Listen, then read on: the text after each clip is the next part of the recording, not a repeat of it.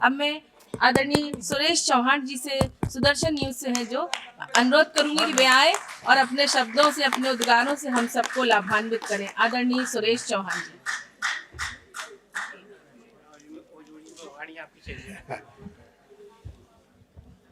जय श्री राम। जय श्री राम। दिल्ली के कार्यक्रमों में जय श्री राम बोलकर इसलिए शुरुआत करता हूं कि कौन कौन बोल रहा है देखकर अंदाज आ जाता है। जय श्री राम। जय श्री राम। जय श्री राम। जय श्री राम।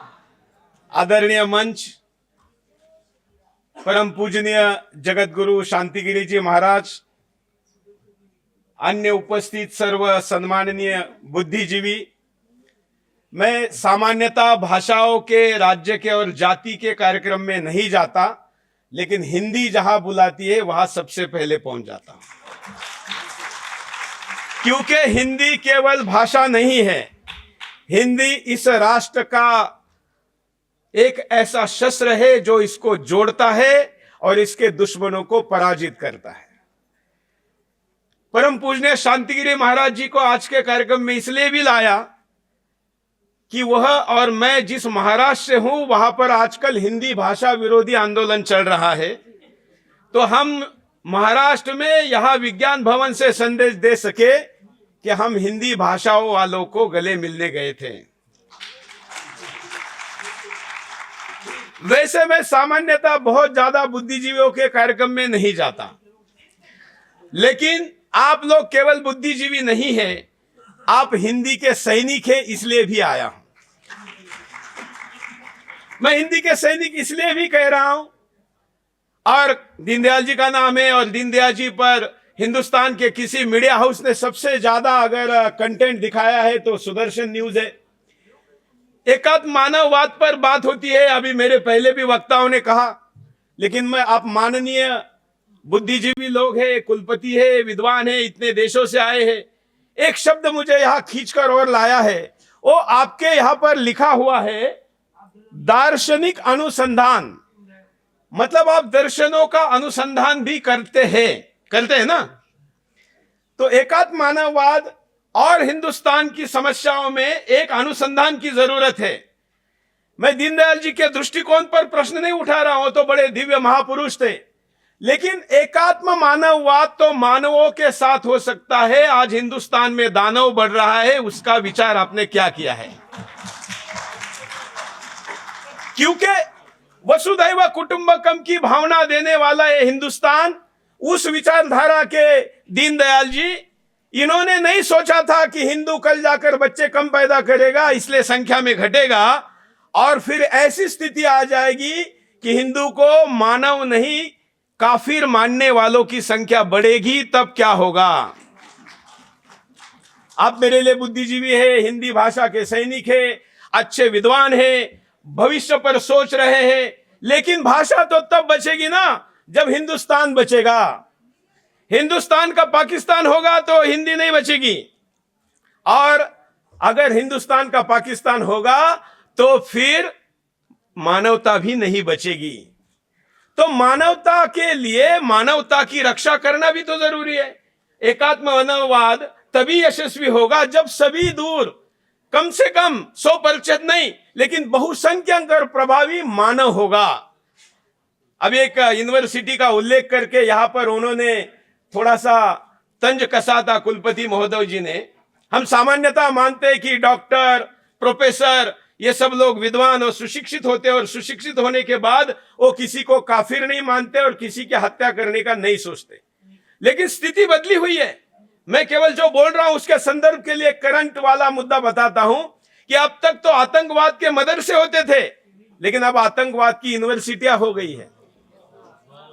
तो जब तो मदरसे थे तब तक ज्यादा चिंता करने की जरूरत नहीं थी कि चलो मदरसे थोड़े बहुत है, लेकिन जब आतंकवादी के विश्वविद्यालय बन रहे हैं तो मानवता की बात करने वाले लोगों ने केवल बात करने की तैयारी नहीं, लड़ने की तैयारी करनी चाहिए, ऐसा मेरा मानना है।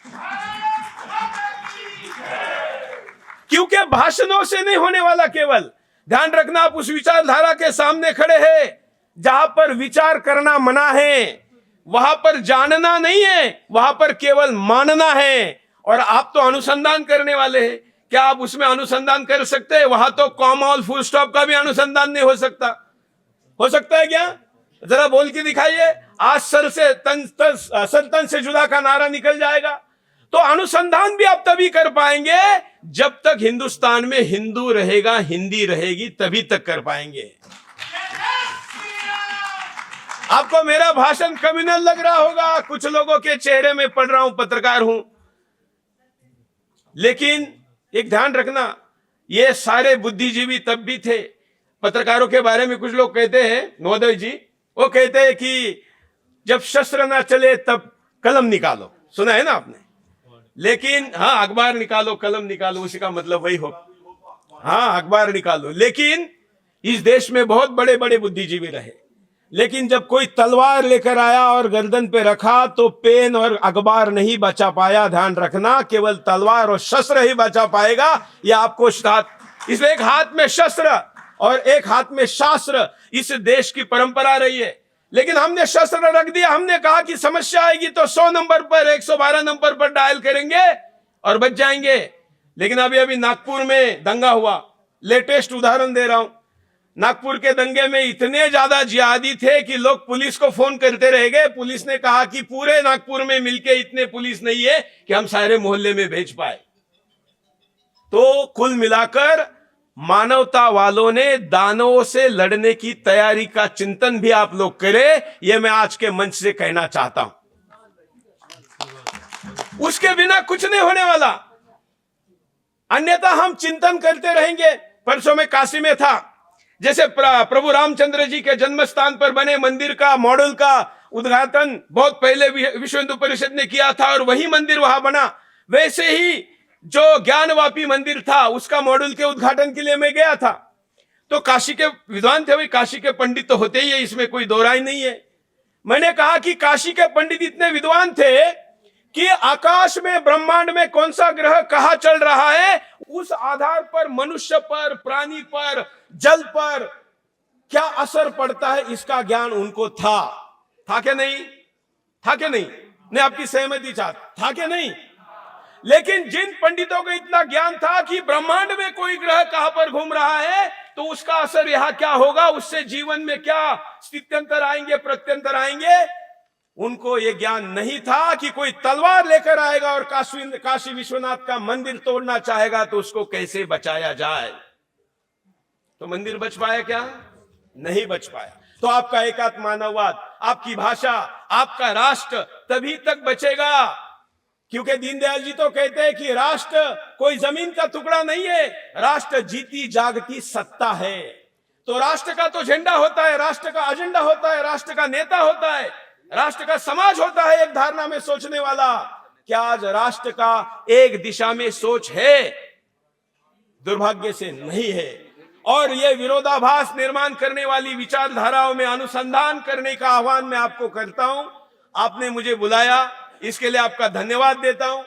मुझे कहा गया था इस विषय पर बोलने के लिए, लेकिन मुझे पता है कि जब सुरेश चौहान के को बुलाने वाले को भी पता है कि सुरेश चौहान के क्या बोलेगा, और इसलिए मैंने आपके सामने एक छोटा सा सैनिक हूं, मैं धर्म का ऐसा मानता हूं और उस विषय पर काम करता हूं।